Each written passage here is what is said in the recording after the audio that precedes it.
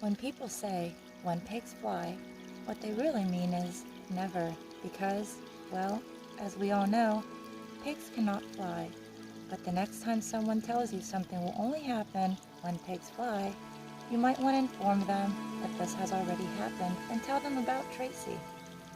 Tracy was a pig, and like many other pigs, she had her hopes and dreams and ambitions. Her greatest dream was to fly. All her life, she had watched the birds flying overhead and wondered what it must be like. She even tried flying herself. She climbed up onto a bale of hay and jumped, but that didn't work. She tried running and jumping into the wind, but that didn't work. Once, she even persuaded a flock of geese to try lifting her up off the ground. That one really didn't go well for anyone involved. She was just about ready to give up, which would have made this story very short and very easy to tell, when an old sheep who knew about stuff said, "If you want to fly, why not visit the spirit of the woods?" Woods? What woods?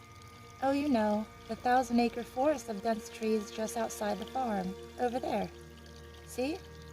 Tracy looked, and indeed, there was an enormous forest just outside the farm. Funny how she'd never noticed it before. Anyway, she went into the forest and soon met the spirit of the woods, who was, in actual fact, a monkey. "Why do you seek the spirit of the woods?" "Spirit?" said Tracy. "But you're a monkey." "I'm a monkey spirit." "Oh, I see. Well, Mr. Spirit, I'm here because I want to fly." "Fly," said the spirit. "Well, that is a rare gift." "Gift?" "Yes. Every animal, when it is born, is given a few gifts. Some are given great speed or agility. Some are given keen senses.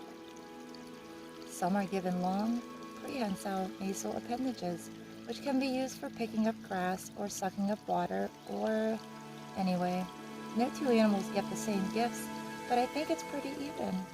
"Even? Are you kidding?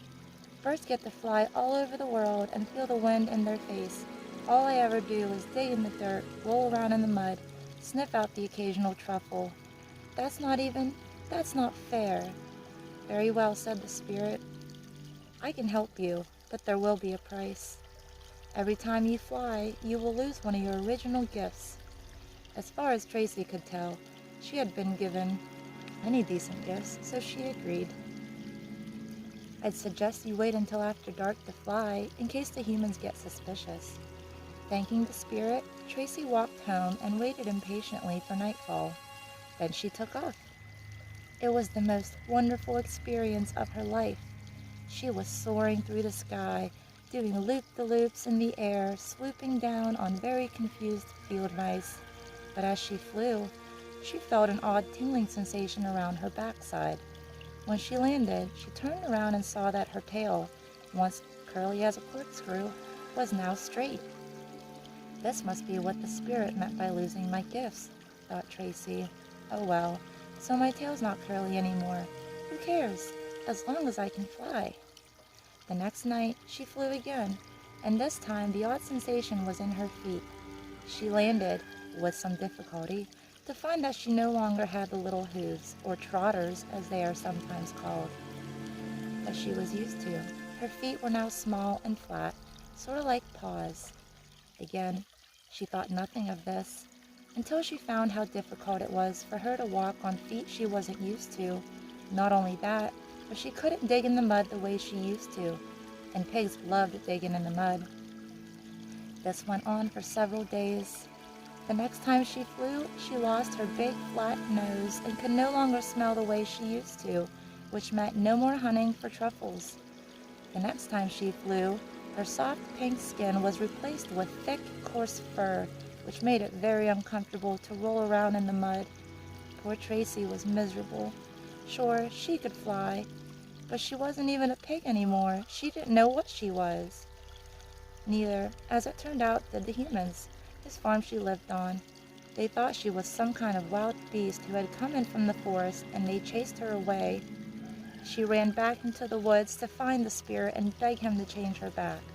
It was after dark by the time she finally found the spirit again, who was actually playing cards with another monkey. Mr. Spirit, cried Tracy, thank goodness you're here. Oh, hi, she said, noticing the other monkey. Are you a monkey spirit too? No, I am a normal monkey. Never mind, said the spirit. I take it you've learned your lesson? Tracy nodded, a tear in her eye and shame in her heart. Oh, don't feel so bad, said the kindly spirit. Everyone wonders what it would be like to be someone else. That's perfectly normal and nothing to be ashamed of. What's important is that you don't lose sight of what makes you special. Understand? Tracy nodded again and asked the spirit, please, to make her the way she was again. Of course I will, Tracy. Fly on home one last time, and when you land, you'll be your old self again. Tracy was very grateful, and she took off into the sky. She soared higher than she ever had before, and as she flew, she felt herself changing, so that when she landed in her old farmyard again, she was just the way she always was. She never flew again. She never even tried. The minute her hooves have touched the ground, she had lost that gift forever. But she could still dig in the mud and look for truffles and snort and sniff and do all the things that pigs love to do, and she couldn't be happier.